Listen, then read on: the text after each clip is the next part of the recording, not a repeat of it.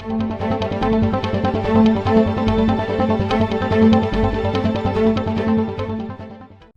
के हमलावर तेवर 15 जून की घटना के बाद से ठंडे पड़े तो ऐसे पड़े कि पड़ते चले गए। ये वही चीन है जो एक दिन पहले तक किसी भी हालत में झुकने के लिए तैयार नहीं था। ये वही चीन है जिसने एक दिन बाद भी भारत सरकार से कहा था कि वो अपनी अग्रिम टुकड़ियों के खिलाफ कार्रवाई करे जिन्होंने चीन की सीमा में घुसपैठ की है। फिर ऐसा क्या हुआ जैसे यूं लगा कि चीन पीछे हटने के लिए किसी सम्मानजनक मौके का इंतजार कर रहा था। जिस चीन सीमा पर पिछले 45 साल से किसी का खून नहीं बहा, वहां पर दोनों तरफ के सैनिक मारे जाएं और फिर यकायक अमन चैन हो जाए, ये चीन की फितरत तो नहीं लगती। तो क्या ये चीन के साथ सैन्य स्तर पर और राजनीतिक स्तर पर हुई बातचीत का ही नतीजा था कि चीन पीछे हटने के लिए तैयार हुआ, या फिर इसके पीछे कुछ और है? आइए जानते हैं। चीन ने जब पूर्वी लद्दाख में भारत के इलाके में घुसपैठ की तो उसने दो बातें सपने में भी नहीं सोची थी। पहली ये कि भारत उसकी कार्रवाई पर बराबर की आक्रामकता दिखाएगा, और दूसरी ये कि भारत बहुत तेजी से अपने सैनिकों और साजो सामान को सीमा पर पहुंचा देगा। चीन की धारणा थी कि वो 8-10 किलोमीटर का इलाका वैसे ही हथिया लेगा, और जब भारत विरोध करेगा तो वो इस बात के लिए तैयार हो जाएगा कि अब वह और आगे नहीं बढ़ेगा, यानी जो देश इस वक्त जहां तक है वहीं तक उसका इलाका मान लिया जाए। लेकिन भारत ने कहा कि वो अपनी 1 इंच भी जमीन छोड़ने के लिए तैयार नहीं है। चीन ने जितनी फौज तैनात की, भारत ने भी उतनी ही फौज तैनात कर दी। चीन ने जितने हथियार लगाए, भारत ने भी उतने ही सीमा पर पहुंचा दिए। चीन ने अगर युद्धाभ्यास किया तो भारत ने भी जवाबी युद्धाभ्यास किया। चीन ने वायुसेना को बुला लिया तो भारत ने भी ऐसा ही किया।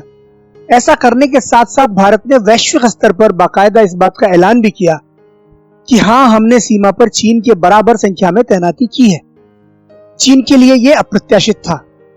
उसे लगता था कि भारतीय इलाके में अभी भी इतना ढांचागत विकास नहीं हुआ है कि उसकी सेनाएं चीन की निर्णायक कार्रवाई से पहले जरूरी साजो सामान के साथ सीमा पर पहुंच सकती है। लेकिन यहां तो सब उल्टा हुआ। इन हालात ने चीन को अपनी रणनीति पर नए सिरे से विचार करने के लिए मजबूर कर दिया।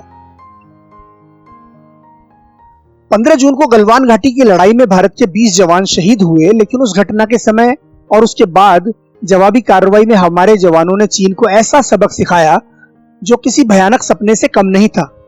कम से कम 43 चीनी जवानों के मृत और घायल होने की खबर तो चल ही रही है, लेकिन अनेक खबरों में कहा जा रहा है कि यह संख्या उससे कहीं ज्यादा है।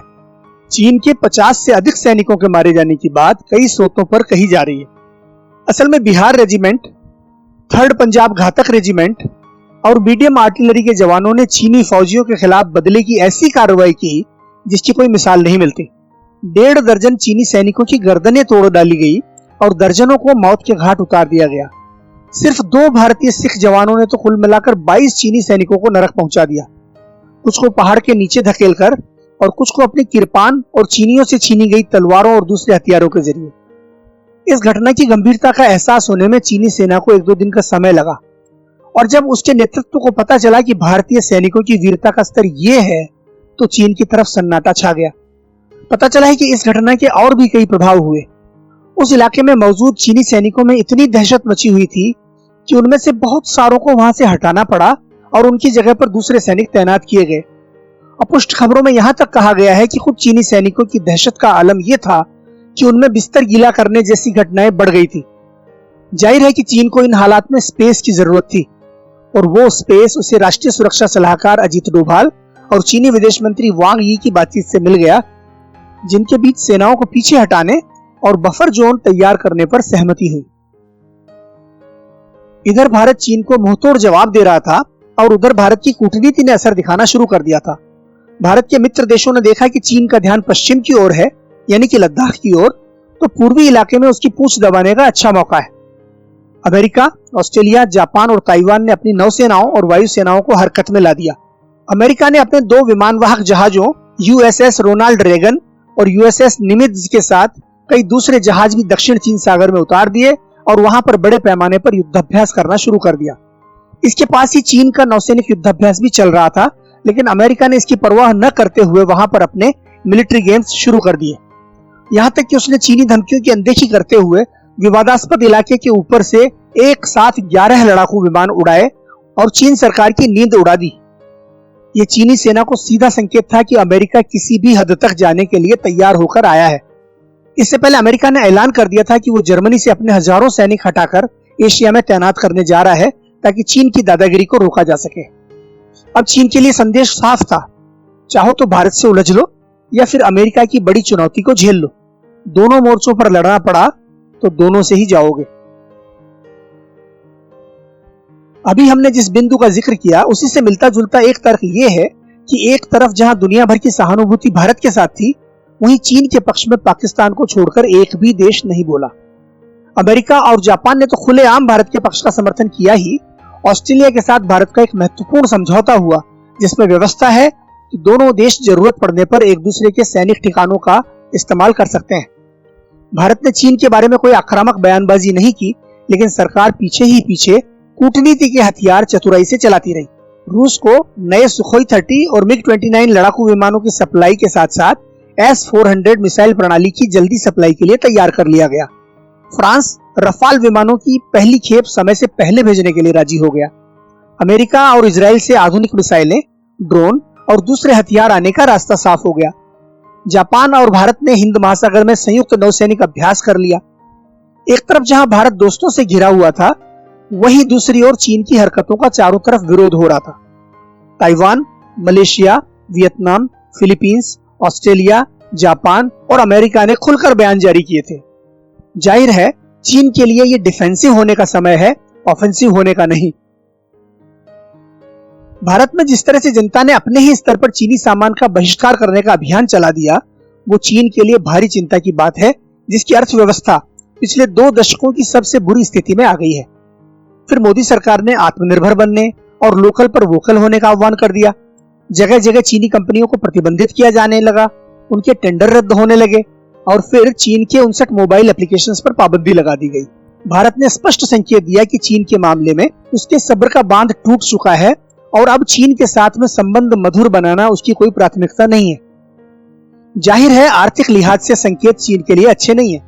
चीन के लिए ज्यादा बड़ी चिंता की बात यह है कि बात अगर भारत से आगे बढ़कर दूसरे देशों तक पहुंच गई और वहां भी उसका बहिष्कार होने लगा तो उसकी अर्थव्यवस्था का क्या होगा। पहले ही कोरोना वायरस की वजह से दुनिया में चीन के प्रति भारी नाराजगी है और बहुत सी बहुराष्ट्रीय कंपनियां चीन से बाहर निकलने की सोच रही है। साथ ही साथ चीन से सप्लाई किए जाने वाले माल की मांग में भारी गिरावट आई है। भारत के साथ टकराव और दुनिया भर में होती बदनामी के आर्थिक दुष्प्रभाव चीन के रुख में बदलाव का एक और महत्वपूर्ण कारण रहे होंगे।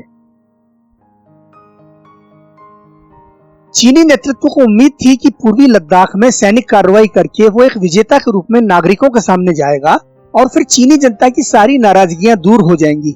कम से कम शी जिनपिंग की जितनी अलोकप्रियता है उसको थामने में कामयाबी मिलेगी।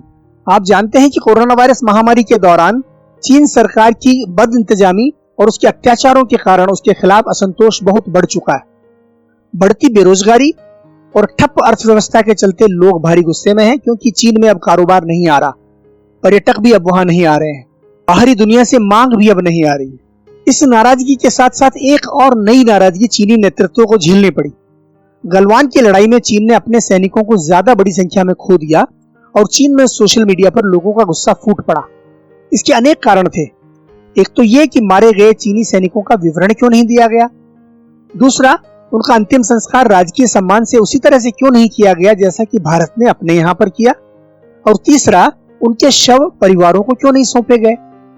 पीपल्स लिबरेशन आर्मी ने युद्ध के जरिए लोगों का गुस्सा घटाने की उम्मीद लगाई थी, लेकिन हुआ उसका एकदम उल्टा। खबरें इस तरह की भी आई हैं कि चीनी सेना लद्दाख में प्रतिकूल मौसम का सामना करने की हालत में नहीं है।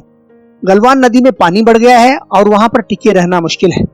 फिर कुछ महीनों बाद उस इलाके में तापमान 0 से 20 डिग्री 30 डिग्री तक नीचे चला जाएगा और चीनी सैनिकों को ऐसे माहौल में रहने का अभ्यास नहीं है। भारतीय सैनिक तो कश्मीर और सियाचिन समेत बहुत सारे पहाड़ी इलाकों में तैनात रहते हैं और साल भर वहां पर अपने देश की रक्षा में जुटे रहते हैं। वे अभ्यस्त हो चुके हैं और इस चुनौती से आसानी से जूझ लेते हैं। अगर चीनी सेना लद्दाख में जमी रही और बदलते मौसम में भारतीय सेना ने मौके का फायदा उठाकर कोमल चीनी सैनिकों को निशाना बना दिया तो फिर क्या होगा। ऐसे में चीन के नजरिए से देखें तो बेहतर शायद उसके लिए यही होगा कि कोई बीच का रास्ता निकल जाए और दोनों सेनाएं पीछे चली जाएं।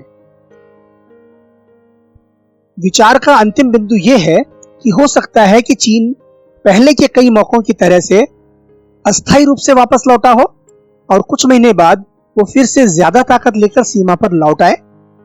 चीन युद्ध में धोखा देने को उत्कृष्ट रणनीति मानकर चलता है, इसलिए इस मामले में भारत को आगे भी सतर्क रहने की जरूरत है।